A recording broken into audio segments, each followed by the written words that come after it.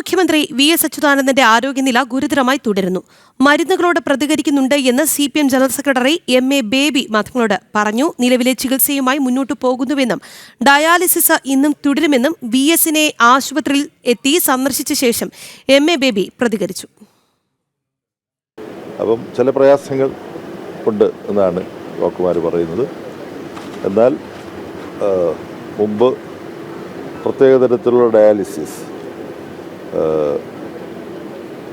Continuous renal regeneration therapy CRR എന്ന് പറയുന്ന ഡയാലിസിസിൻ്റെ ഏറ്റവും തുടർച്ചയായിട്ടുള്ള ഡയാലിസിസ് സമ്പ്രദായം, അത് ഇന്നും വീണ്ടും തുടരുന്നതാണ് അവരാലോചിക്കുന്ന കാര്യം. ഡോക്ടർമാർ വന്ന് എല്ലാ സ്ഥിതികളും വിലയിരുത്തിയിട്ടാണ് അവർ തീരുമാനമെടുക്കുക. വിവരങ്ങളുമായി ടിൻഡു ദാസാണുള്ളത്. ടിൻഡു, വി.എസിന്റെ ആരോഗ്യനില ഗുരുതരമായി തുടരുന്നു എന്ന് പറയുന്നുണ്ടെങ്കിലും അദ്ദേഹം മരുന്നുകളോട് പ്രതികരിക്കുന്നുണ്ട് എന്നാണ് നമുക്ക് ലഭിക്കുന്ന വിവരം. മെഡിക്കൽ ബുള്ളറ്റിൻ അങ്ങനെയാണ് വ്യക്തമാക്കുന്നത്. കൂടുതൽ വിവരങ്ങൾ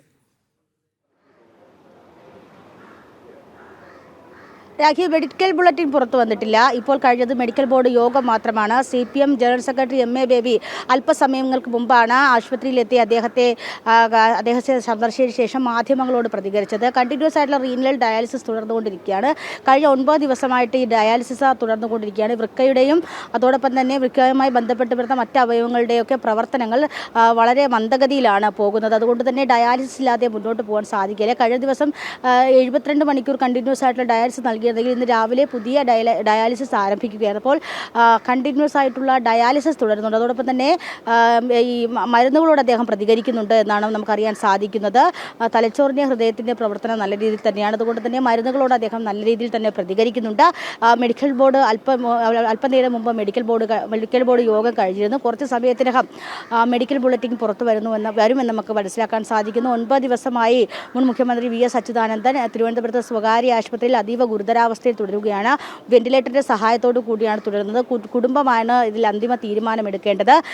അതുകൊണ്ട് തന്നെ എല്ലാം കുടുംബത്തിൻ്റെ പരിധിയിലേക്ക് ആക്കിയിരിക്കുകയാണ്. എന്തായാലും ഇന്ന് ചേർന്ന മെഡിക്കൽ യോഗത്തിൻ്റെ അവസാനത്തെ ബുള്ളറ്റിൻ പുറത്തു വരുമ്പോൾ, അല്ലെങ്കിൽ അവസാനത്തെ വിവരങ്ങളാണ് ഇനി പുറത്തു വരേണ്ടത്. എന്തായാലും അല്പസമയം മുമ്പ് CPM general secretary M.A. Baby അദ്ദേഹത്തെ സന്ദർശിക്കുമെന്ന് പറയുന്നത്.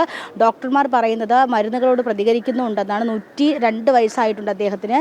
മരുന്നുകളോട് നല്ല രീതിയിൽ തന്നെ ശരീരം പ്രതികരിക്കുന്നുണ്ട്. അതോടൊപ്പം തന്നെ ഈ ആന്തര അവയവങ്ങൾ മന്ദഗതിയിലാണ് പ്രവർത്തിക്കുന്നതെങ്കിലും ഡയാലിസിസിൻ്റെ സഹായത്തോടു കൂടിയാണ് മുന്നോട്ട് പോകുന്നത്.